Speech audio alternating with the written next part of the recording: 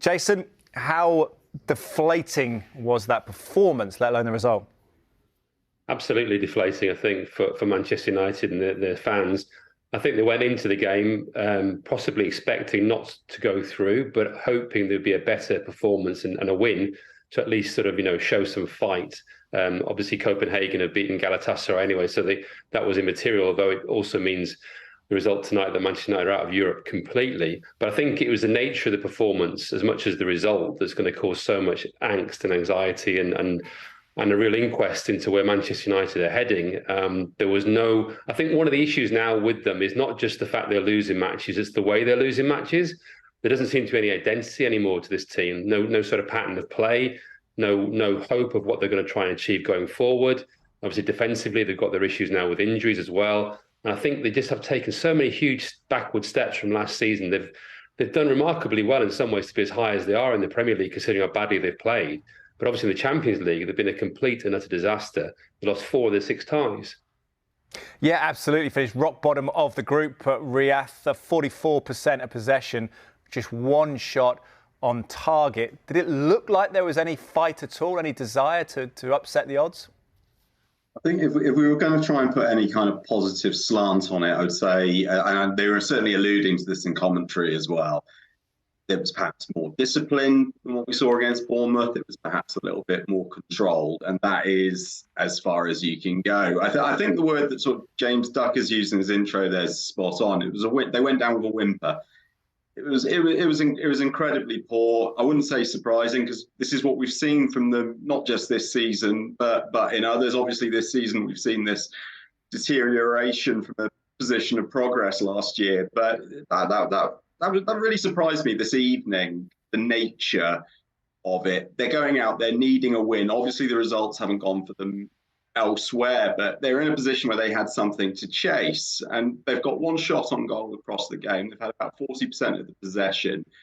That's not Manchester United as we once knew it. I appreciate that we've been saying that for a number of years now. At some point, that version of United gets left in the past, and this is just the way it is. But it never sort of ceases to amaze when you watch Manchester United play quite so limply as that. I don't recall sort of anything up to Højlund sticking.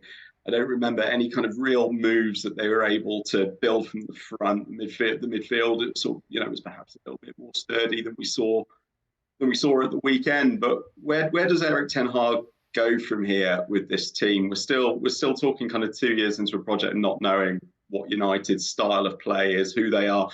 I actually think going out of the Europa League as well is going to be favourable for them. It gives them that little bit of breathing room, perhaps, to make changes, to focus on the league, to recover that little bit more. But, that really is quite sort of pathetic consolation, isn't it, to be talking about being out of Europe now potentially as a good thing, because that's how bad things have become. Of the club, the manager, and of course the players. I don't think there is any one part of that is wholly responsible, and certainly there is not one part of that that's not responsible. I think they've all got a part to play. I think it's been a deeper malaise. Obviously, you'd point towards the ownership.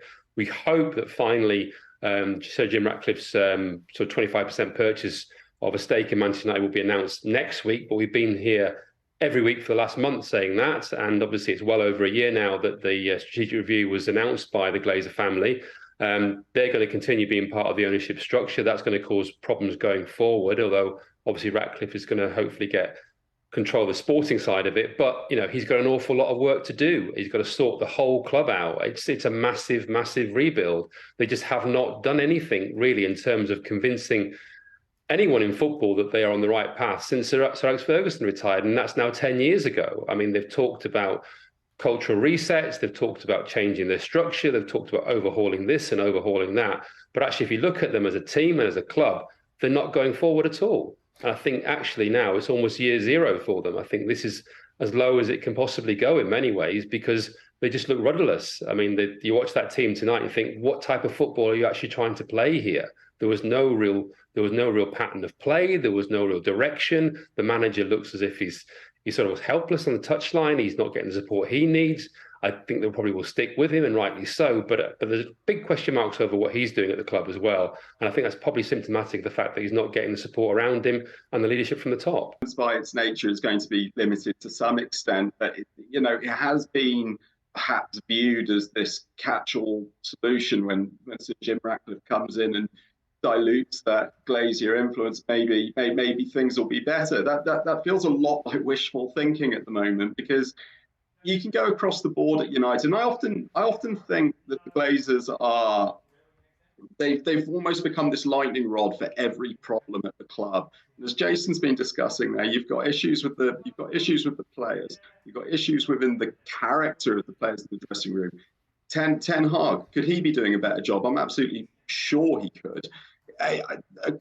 There are decisions that he has made which cannot be put on the Glazers. You can't just turn around and say it's all about the ownership, because as appalling as they might have been as owners of that club, a lot of money has gone in. Who's made the decisions on how that money is spent? For instance, someone like Højlund, I wouldn't want to put too much on him in the Champions League. He's actually been good, but this was there was a huge amount of money spent on a very young striker who hasn't scored in the league yet. So that's just one small example of how broad these issues extend at Manchester United. So the idea that Sir Jim Ratcliffe comes in and waves a magic wand, or even puts just a little bit more money into it, that isn't going to solve. Obviously, we know for a fact he's going to try and bring in a sporting director, possibly also a new head of recruitment. I think he's going to restructure that whole side of